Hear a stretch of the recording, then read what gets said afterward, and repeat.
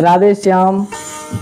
आज मैं आपको राजस्थान के सीकर के एक जो महासंत हैं पूज्य श्री राजेंद्र दास जी, जिनका आश्रम है जड़कोर धाम में ब्रिज में, जो मलुकदास जी के गद्दी पर विराजमान है, उन्हीं मलुकदास जी के जीवन की एक सत्य घटना है।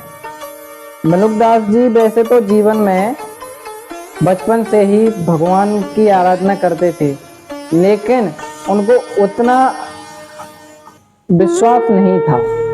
विश्वास तो था, संतों की बातों पर भी विश्वास करते थे, लेकिन उतना विश्वास नहीं था जितना एक महाभक्त को होता है। अब देखो भक्त श्री मलुकदास जी कैसे महाभक्त बने। भक्त तो थे पर महाभक्त कैसे बने, मैं आपको बताता हूँ। एक बार भक्त श्री मलुकदास जी बैठे हुए नाम जप कर रहे थे और जब उनके घर वालों ने कुछ काम दिया तो उनने माला को उसी झोली में रख दिया और वो काम करने लग गए। तो वहां से संत निकले, संत भगवान। तो संत भगवान कह रहे थे कि भगवान पर जिसको विश्वास हो उसकी अगर वह काम ना करे तो भगवान उसको आकर उसकी काम की पूर्ति करते हैं। लेकिन भक्त मलुकदास जी ने रुककर कहा कि संत भगवान आप मुझे एक बात बताइए, अगर मैं भगवान का नाम स्मरण करूं, यदि नाम जपता रहूं, तो भगवान क्या मुझे आकर मुंह में खिला जाएंगे क्या? काम तो करना जरूरी है। लेकिन एक महाभक्त के विचार में और सामान्य व्यक्तियों के विचार में अंतर होता है, आप मत कर देना ऐसे। तो भक्त मलुकदास जी ने जब ऐसा प्रश्न कहा तो संतों ने विश्वास पूर्वक कहा, निष्ठा पूर्वक, अवश्य ऐसा होगा। यदि आप प्रभु के लिए अपनी श्वास, अपना जीवन, सब कुछ प्रभु के नाम जप में आप समर्पित कर देंगे तो भगवान आपके मुख में आकर आपको खिला जाएंगे। और भक्त मलुकदास जी ने कहा ठीक है, मैं ऐसा ही करूंगा। कल से मैं सुबह से ही भगवान के भक्ति में रम जाऊंगा, भगवान के नाम जप में लग जाऊंगा और भगवान की अनन्य नाम जप करूंगा। बस देखता हूँ कि एक दिन के अंदर में देखता हूँ भगवान कैसे आकर मुख में खिला जाते हैं। तभी से यदि मैंने यह देख लिया, यदि यह मेरे साथ हो गया तो मैं तभी से सब कुछ घर परिवार त्याग कर वैराग्य रूप को धारण करूंगा। संत भगवान ने कहा बिल्कुल, आप भाग मत जाना। संत भगवान ने कहा ठीक है, मैं तो यहीं पर हूँ, आप करिए प्रयास। अगले दिन सुबह से ही भक्त मलुकदास जी घर से गायब। जंगल में जाकर एक बहुत बड़ा बट वृक्ष था। बट वृक्ष वैसे बड़ा तो होता ही है, बड़े बड़े पत्ते। तो उस बट वृक्ष के ऊपर शाखाओं में जाकर छिप गए, बैठ गए, कोई देख ना ले, कोई छेड़छाड़ी ना करे, छिप गए और सीताराम सीताराम सीताराम जपते रहे। जपते जपते सुबह से दोपहर हो गई, दोपहर से शाम होने को आई तो उनके सामने एक कैसी घटना घटी कि उसी बट वृक्ष के नीचे कई राजाओं के राजकुमार विहार करने आए थे जंगल का। तो उन्होंने देखा कि राजकुमारों ने अपने अपने घोड़े बट वृक्ष के नीचे बांध दिए हैं और अपने अपने झोलियों में से टोकरियों को निकालकर भोजन प्रसादी के लिए बैठे। आचमन किया और बड़े बड़े व्यंजन, बढ़िया रसमलाई, रसगुल्ले आदि बड़े बड़े व्यंजन रखे हुए थे। राजाओं के ठाट पाठ हैं। तो इतने में ही उनका एक सैनिक आया, उन्होंने कहा कि राजकुमार जी यहाँ से तुरंत ही चलिए, तत्काल डाकू आ रहे हैं, लुटेरे आ रहे हैं पीछे से। और तुरंत ही वो राजकुमार घोड़ों पर लगाम कसी और तुरंत भाग गए, वहां से तुरंत भागे और जो खाना पीना जो था उनका सब वहीं पर छोड़ गए। वहां पर तत्काल थोड़ी देर में डाकू आ गए और यह सब नाम जपते जपते ऊपर भक्त बैठे बरगद के पेड़ पर भक्त मलुकदास जी देख रहे थे।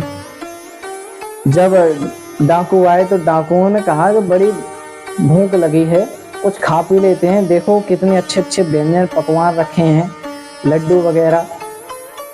जब वह खाने के लिए उतरे घोड़े पे से, तब डाकुओं के सरदार ने कहा रुको, मैं सरदार हूँ, आपकी रक्षा करना मेरा कर्तव्य है, क्योंकि इतने बड़े बड़े राजश्री व्यंजन पकवान कोई हमारे लिए छोड़ जाए, ऐसा तो हो नहीं सकता। डाकू पर कोई रहम दिखाता नहीं है, हम लुटेरे डाकू हैं, जरूर किसी का षड्यंत्र है, ढूंढो उसको। संध्या होने का टाइम था, रात्रि हो चुकी थी, ढूंढो उसे, जरूर इसमें विष मिलाया हुआ है हमें मारने के लिए, जहर मिला है इसमें, जरूर वो आसपास छिपा होगा, ढूंढो उसको। तो आसपास ढूंढ लिया, कहीं कोई नहीं दिखा। रात हो गई, मशाल जलाई, ये इतना बड़ा वट वृक्ष है, इसके ऊपर देखो, जरूर इसके ऊपर वो छुपा होगा, देखो। ऊपर जहां देखा सैनिकों ने, उनके जो और डाकू थे उन्होंने देखा तो भक्त मलुकदास जी ऊपर विराजमान है और नाम जप कर रहे, सीताराम सीताराम। अरे यही बैठा, जवान थे उस समय भक्त मलुकदास जी, ये बैठा, उतारो इसको, तत्काल उतारो नीचे। मलुकदास जी को नीचे उतारा, हाथ बांध दिए उनके कि तूने ही इसमें जहर मिलाया है। अब मलुकदास जी तो नाम जप कर रहे, कुछ कह नहीं रहे, क्यों कुछ कह नहीं सकते, उनका प्रण था कि देखता हूँ कि मैं नाम जप करता रहूंगा, कुछ कहूंगा नहीं, किसी से कोई एक और बात नहीं करूंगा, देखता हूँ भगवान मुझे मेरे मुंह में आकर अपने हाथ से कैसे खिला सकते। और उनके हाथ पैर बांध दिए गए और वो नाम जप कर रहे, भक्त मलुकदास जी कुछ कह भी नहीं सकते।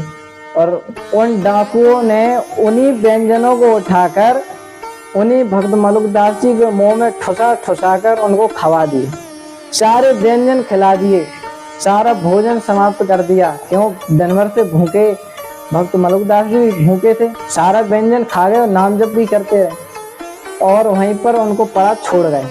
और डाकू बोलते रहे, अब तुम मरेगा इसी जहर को खाकर, मेरे लिए रखा था ना तूने, अब तू मरेगा इसको खाकर, खा लिया ना अब तूने, अब चलो। अब सारे डाकू चले गए। तभी से भक्त मलुकदास जी के मन में बैठा, देखो भक्त मलुकदास जी ये जानते थे हर व्यक्ति, हर प्राणी के अंदर ईश्वर विद्यमान है, हर प्राणी के अंदर, और जिसने मुझे खिलाया वो भी ईश्वर ही है, और जिसने मुझे प्रेरणा दी वो भी ईश्वर ही है। अब देखिए, इतने बड़े महाभक्त उसी जगह से बने, तभी से भक्त मलुकदास जी ने अपना घर परिवार सब कुछ त्याग दिया और सीधे जड़खोड़ धाम आ गए और भगवान की भक्ति में रम गए।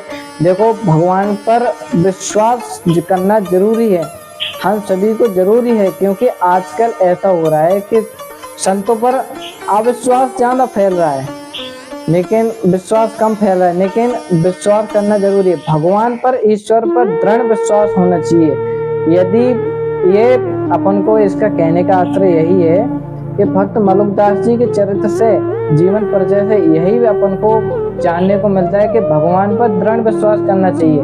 कई लोग कहते हैं कि मैं नाम जप करता रहूं और भगवान मेरा काम कर देंगे। भाई, तुम्हारा नाम जप होना चाहिए न भक्त मलुकदास जी की तरह, जिन्होंने एक और बात भी नहीं की, उन डाकुओं से पिटाई भी खा ली और कुछ कहा भी नहीं कि यह घटना कैसे कैसे हुई, कुछ नहीं कहा और नाम जप करते रहे। यदि आपके पास इतना सामर्थ्य नाम जप करने का, एक और किसी से बात मत करो, कहीं पर देखो नहीं, छिपे रहो वट वृक्ष की तरह, नाम जप करते रहो, तो भगवान अवश्य तुम्हें किसी न किसी रूप में आकर आपको जरूर खिला जाएंगे यदि आप भूखे हो गए। भक्त को भगवान कभी भी भूखा नहीं देख सकते, संकट में नहीं देख सकते, यह विश्वास हमेशा भक्तों को करना चाहिए। राधे राधे।